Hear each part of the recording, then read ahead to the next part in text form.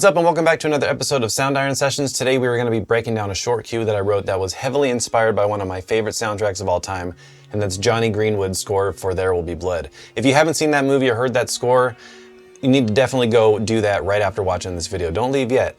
But this is one of my favorite soundtracks of all time. It's just so good. It's perfect with the movie. It's perfect alone. And it's just an awesome piece of work. So let's go ahead and play the track, and then I'll show you how I composed this piece using various Soundiron libraries. So let's go ahead and check it out.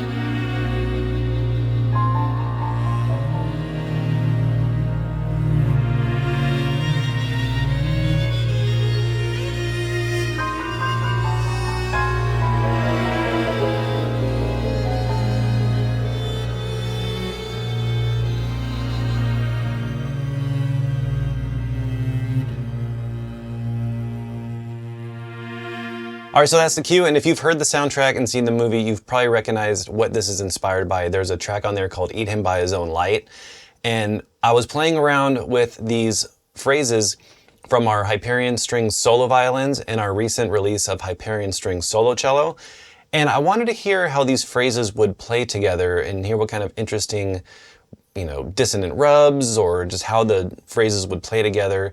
And it just really inspired this whole piece and really reminded me of that track.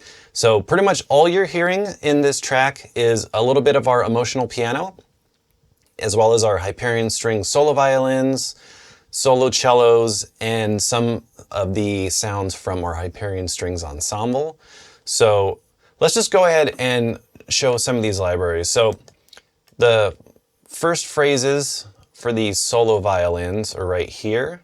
The score for There Will Be Blood has a very tense and avant-garde tone with a lot of cluster chords and dissonant atmospheres.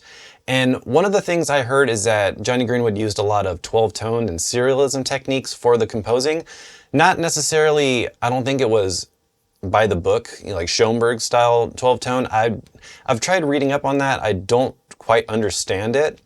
I kind of get the general idea, but I really like the basis of the idea for it to just where you pick 12 tones. They don't have to be in any particular order, and then you can put them on a chart, and it's pretty crazy. I don't really quite understand it, but it seems like a very interesting way of writing, especially if you're trying to break out of the box. So I tried to kind of bring that approach with this because these phrases, a lot of them are all pretty much in A sharp. So these are the A sharp dark 70 BPM phrases for the first violins in Hyperion String solo violins. That library comes with 2 solo violins, which is really cool. So let's just listen to some of these phrases.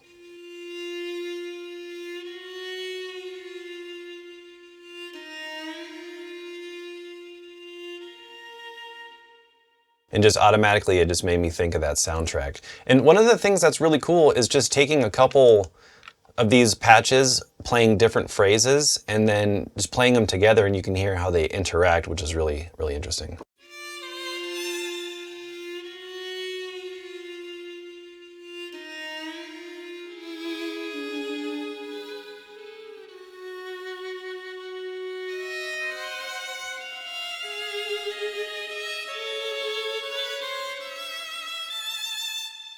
And I just love the sound of that. It just sounds so cool because you're getting these little kind of like half-step rubs where it's not really intended to sound harmonized or anything like that because they're just improvised phrases. And what's cool about this is it's almost like having players in the room and just maybe giving them a specific scale and a certain key, or just, hey, play in, within like A sharp or A, and then just hearing what kind of interactions you get from all the players. And I just think that's really interesting. So even if we were to have the solo cello playing at the same time, let's listen to this.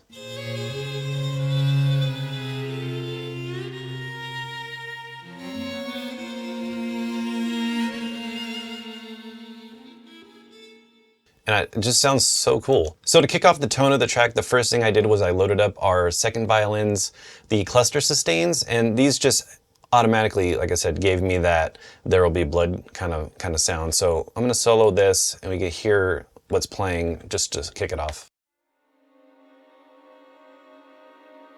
It's just this dissonant, unsettling sustain.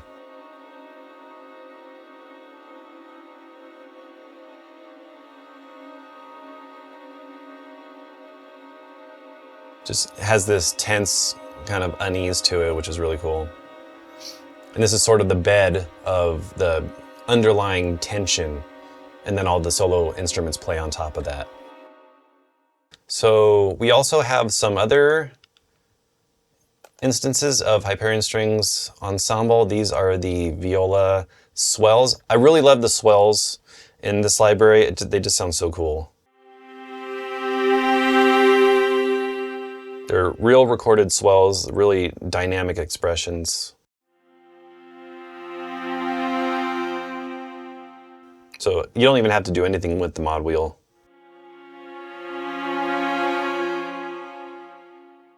So we have that, and then I also have some other things going on. We have some solo cello swells, which actually, no, I don't have anything on here.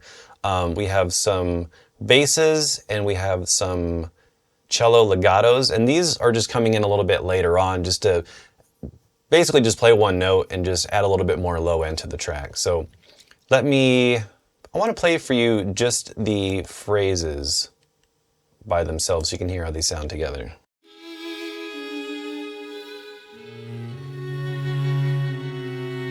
And not all of them start at the same time. I wanted to have where one phrase might play and then another phrase and then another phrase. So it very much sounds like they're all just kind of playing off of each other.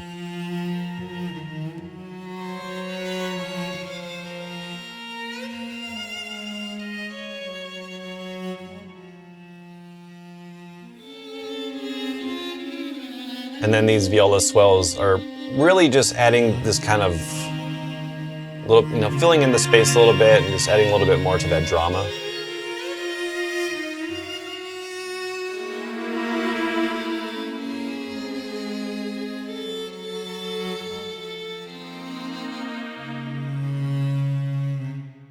So you'll hear that the basses and the cellos are bringing in some of this low tension around this area.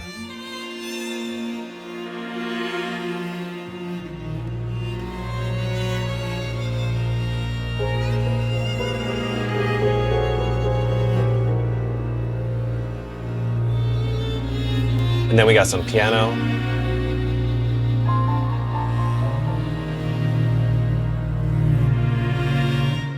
And what I was trying to do, this is, like I said, very much inspired by that one track on the score, but it sounded like there was this minor chord planing going on, and all I did was record one chord just going like this.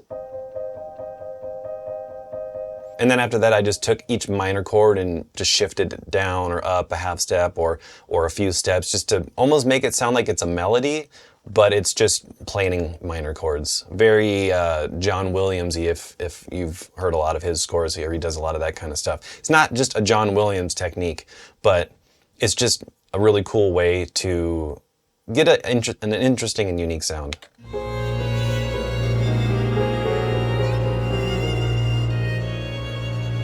And I think it adds to that unease as well.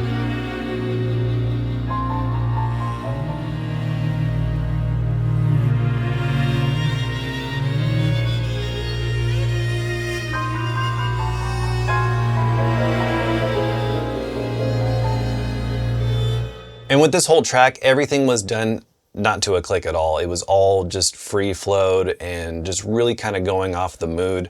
All of this stuff as well wasn't quantized. As you can see, it's very off the grid and shifty, and it's really done on purpose to just not really have it feel like it's locked to a tempo, because it definitely wasn't. So if you want to listen to just these solo cello phrases, let's check this out. So you can see This is our Hyperion Strings solo cello. It's got a bunch of phrases. This also has a bunch of chromatic content as well, from shorts and longs, true legato and stuff like that. But I really wanted to just hear how all of these phrases would play together. So I thought that was really cool.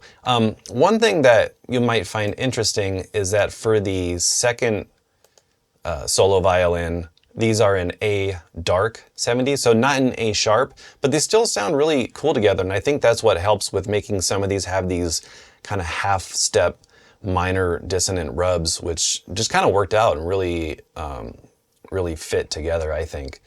So if we want to listen to just some of the Hyperion Strings solo cello phrases, let's do that.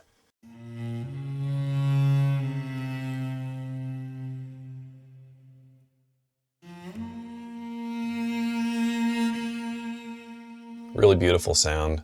And then we could bring in some of these second violin phrases.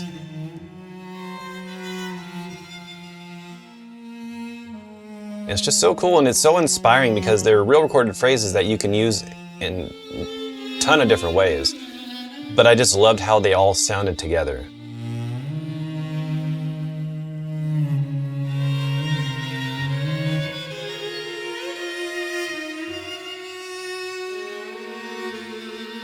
You hear the real dissonant rubs.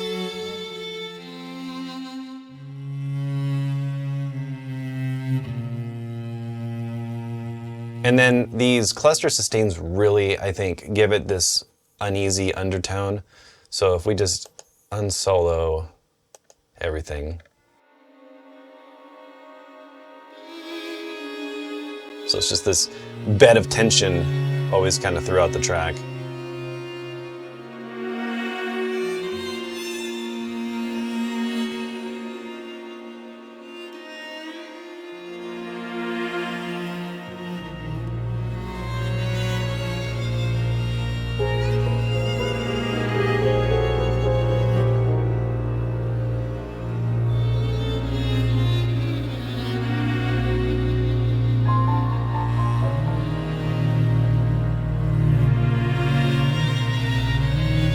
Alright, so that about wraps up this Soundiron session on composing a track inspired by the score for There Will Be Blood. This was a lot of fun to write and just really inspiring hearing how all these different libraries come together. And if you want to learn more about these, head over to soundiron.com. Subscribe to our YouTube channel. If you like this video, give it a like. It really helps us out. And yeah, watch this video next because YouTube says that you should watch this. So thank you, and we will see you soon. Take care.